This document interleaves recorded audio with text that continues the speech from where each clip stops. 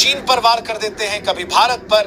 अब बताओ, ये कोई सुपर पावर की पॉलिसी हुई या फिर गली के किराना दुकानदार की तरह, अरे भैया आज दाम बढ़ा दिए कल घटा देंगे। और इसी अनप्रेडिक्टेबिलिटी की वजह से पूरी दुनिया की इकोनॉमी हिल चुकी है। इन्वेस्टर्स को समझ ही नहीं आता कि पैसा लगाएं कहां। इसी अराजकता के बीच मोदी जी पहुंचे जापान, और जापान से उन्होंने एक ऐसा बयान दे डाला जिसने अमेरिका को भी झटका दिया और चीन को भी साफ मैसेज मिला। मोदी जी बोले, India and China can bring stability to the world economic order. अब सोचिए, जापान जैसी जमीन से जहां खुद चीन के साथ रिश्ते खट्टे मीठे रहते हैं, वहां खड़े होकर यह बात कहना मतलब सीधा डिप्लोमेटिक पंच मार दिया। मोदी जी ने एशिया को ग्लोबल ग्रोथ का इंजन बनाने की बात की और यहां 3 रोल साफ कर दिए। चीन मैन्युफैक्चरिंग का बादशाह, भारत डिजिटल पावर हाउस और सर्विस सेक्टर का नेता, और जापान टेक्नोलॉजी और इन्वेस्टमेंट का किंग। अगर ये तीनों मिलकर खेल जाएं तो वर्ल्ड बैंक, आईएमएफ जैसे वेस्टर्न डोमिनेटेड इंस्टीट्यूशंस की हालत पतली हो जाएगी और ट्रम्प जैसे नेताओं को समझ आ जाएगा कि दुनिया अब सिर्फ वॉशिंगटन की उंगली पर नहीं नाचेगी। सबसे दिलचस्प बात यह थी कि मोदी जी ने कहा predictable trade and investment flows, क्योंकि अभी तो हाल ये है कि ट्रम्प साहब सुबह उठते हैं तो टैरिफ लगा देते हैं, शाम तक मूड बदलता है तो हटा देते हैं। अरे भाई, ये कोई इकोनॉमी चलाने का तरीका हुआ? इसी वजह से आज स्टॉक मार्केट भी कंफ्यूज है और पूरी ग्लोबल इकोनॉमी अस्थिर। मोदी जी का साफ कहना है कि हमें प्रेडिक्टेबिलिटी चाहिए, ना कि ये रोज का सर्कस। अब जापान को मोदी जी ने ट्रस्टेड पार्टनर बोला, मतलब बुलेट ट्रेन, इंडस्ट्रियल कॉरिडोर जैसी चीजों में जापान इंडिया के साथ रहेगा। लेकिन साथ ही उन्होंने ये भी जोड़ा कि चीन को इग्नोर करना मूर्खता होगी। यानी एक तरफ जापान को साथ रखना है, दूसरी तरफ चीन के साथ इकोनॉमिक कोऑपरेशन बनाए रखना है। यही है असली मल्टी अलाइनमेंट स्ट्रैटेजी, मतलब सबको साथ लेकर चलो और जो अमेरिका जैसा अनप्रेडिक्टेबल खेल खेले उसे साइड से देख लेंगे, बोल दो। अब बड़ा सवाल यह है कि क्या इंडिया, चाइना, जापान मिलकर वाकई वेस्टर्न डोमिनेटेड सिस्टम को काउंटर बैलेंस कर पाएंगे? क्योंकि दोस्तों, आंकड़े कह रहे हैं कि भारत और चीन मिलकर दुनिया की 1/3 आबादी और जीडीपी का बड़ा हिस्सा पकड़ते हैं। अगर ये दोनों सप्लाई चेन से लेकर एनर्जी मार्केट तक साथ हो गए तो ग्लोबल पॉलिटिक्स का पूरा बैलेंस बदल सकता है। और इसी वजह से जैसे ही मोदी जी ने जापान से यह बयान दिया, चीन ने तुरंत कहा improving ties with India is in the interest of both sides. तो दोस्तों, तस्वीर साफ है, ट्रम्प के टैरिफ वाले खेल से दुनिया थक चुकी है। भारत अब ब्रिज बिल्डर बनना चाहता है, ईस्ट और वेस्ट दोनों के बीच। और अगर एशिया वाकई यूनाइट हो गया तो आने वाले वक्त में अमेरिका की हालत वही होगी जो आज यूरोप की है, स्लो डाउन, अनस्टेबल पॉलिसीज और घटती पकड़।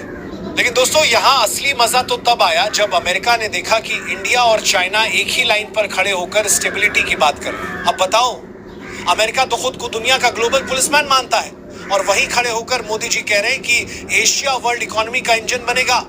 यह सुनकर वॉशिंगटन की टेबल पर कॉफी गिर गई होगी, क्योंकि अगर एशिया यूनाइट हो गया तो अमेरिका की डोमिनेशन पॉलिसी की असली वाट लग जाएगी। ट्रम्प साहब की दिक्कत यही है कि वो सोचते हैं अगर मैं आज टैरिफ लगा दूं तो कल भारत या चीन झुक जाएंगे। लेकिन हकीकत क्या है? इंडिया और चाइना दोनों अब रेजिलिएंट इकोनॉमीज हैं। टैरिफ का असर अब 2-4% तक सीमित रह गया है और यही वजह है कि दुनिया धीरे धीरे अमेरिका के इकोनॉमिक ब्लैकमेल से तंग आ रही है। अब देखो, मोदी जी का यह बयान सिर्फ इकोनॉमी तक सीमित नहीं है, इसके पीछे एक स्ट्रैटेजिक मैसेज भी छुपा है। भारत कह रहा है कि अगर अमेरिका अनप्रेडिक्टेबल है तो हम एशिया में खुद अपना सिस्टम बनाएंगे, मतलब डॉलर डोमिनेटेड सिस्टम से हटकर local currency trade, regional supply chain और एशियन डेवलपमेंट बैंक्स का नेटवर्क। और अगर ये कामयाब हो गया तो वर्ल्ड इकोनॉमी की कमान पहली बार वेस्ट से ईस्ट की तरफ शिफ्ट हो जाएगी। अब एक और इंटरेस्टिंग पॉइंट, जापान। दोस्तों, जापान हमेशा अमेरिका का ट्रस्टेड एलाय रहा है, लेकिन अब जापान भी समझ रहा है कि अगर अमेरिका के साथ ही बंधे रह गए तो आने वाले वक्त में नुकसान होगा। और इसी वजह से मोदी जी का जापान से ये ट्रस्टेड पार्टनर वाला बयान इतना बड़ा है। जापान जानता है कि इंडिया और चाइना दोनों के साथ जुड़कर ही वो अपनी टेक्नोलॉजी और इन्वेस्टमेंट को प्रोटेक्ट कर सकता है। एक तरफ ट्रम्प जी दिन रात ट्वीट कर रहे हैं We will win the trade war, India will beg for deal, और दूसरी तरफ इंडिया, चाइना, रशिया बैठकर चाय पीते पीते कह रहे हैं भाई अपना करेंसी में ट्रेड करें। मतलब अमेरिका सोच रहा था कि पूरी दुनिया उनकी इकोनॉमी के बिना सरवाइव ही नहीं कर पाएगी, लेकिन हुआ उल्टा। जैसे ही मोदी जी और शी जिनपिंग की मुलाकात हुई, अमेरिका का मूड ऑफ हो गया। और हाँ, यहाँ सबसे बड़ा प्रॉब्लम अमेरिका के लिए ये है कि इंडिया अब यस बॉस वाली पॉलिसी छोड़ चुका है। पहले के दौर में अमेरिका कहता था do this don't do that, और इंडिया हाँ हाँ करता था। लेकिन अब इंडिया साफ बोल रहा है, भाई तुमसे दोस्ती है लेकिन गुलामी नहीं करेंगे। यही एटीट्यूड अमेरिका को चुभ रहा है। अब जरा सोचो, अगर एशिया एकजुट हो गया तो अमेरिका के टैरिफ का असर क्या बचेगा? जीरो। क्योंकि भारत और चीन अगर ऑल्टरनेटिव मार्केट खड़ा कर दें तो अमेरिका के प्रोडक्ट्स को खुद अमेरिका में ही धूल खानी पड़ेगी, और यही चीज वॉशिंगटन के लिए सबसे बड़ा नाइटमेयर है। अब दोस्तों यहां एक बात क्लियर है, अमेरिका हमेशा से यह मानता आया है कि दुनिया उसी के इशारे पर नाचेगी, लेकिन अब टेबल्स टर्न हो गए। एक जमाना था जब IMF, वर्ल्ड बैंक और डॉलर को हथियार बनाकर अमेरिका किसी भी देश की इकोनॉमी का गला दबा देता था, लेकिन आज हालात ऐसे हैं कि इंडिया और चाइना मिलकर डॉलर की मोनोपोली को ही चैलेंज कर रहे हैं। अब सोचो जरा, पहले अमेरिका टैरिफ लगाकर ये उम्मीद करता था कि इंडियन प्रोडक्ट्स की हालत खराब हो जाएगी, कंपनियां मैन्युफैक्चरिंग बंद कर देंगी और इंडिया झुककर बोलेगा yes sir please reduce the tariff. लेकिन अब क्या हो रहा है, इंडिया सीधा बोल रहा है भाई तू टैरिफ लगा, हम ऑल्टरनेटिव मार्केट ढूंढ लेंगे। और यही अमेरिका के लिए सबसे बड़ा शौक है, और यहां पर खेल में एंट्री लेता है जापान फैक्टर। जापान हमेशा से अमेरिका का लॉयल एलाय रहा है, लेकिन अब जापान भी समझ रहा है कि अगर वो सिर्फ अमेरिका के भरोसे रहा तो उसका भी भविष्य अंधकारमय है। यही वजह है कि मोदी जी और जापान के PM बार बार मिलते हैं और स्ट्रैटेजिक पार्टनरशिप को स्ट्रॉन्ग करते हैं। जापान जानता है कि अगर वो एशिया के नए पावर ब्लॉक में शामिल नहीं हुआ तो आगे चलकर उसकी इकोनॉमी पीछे रह जाएगी। अब दोस्तों मजेदार बात यह है कि अमेरिका खुद अपने ही पांव पर कुल्हाड़ी मार रहा है।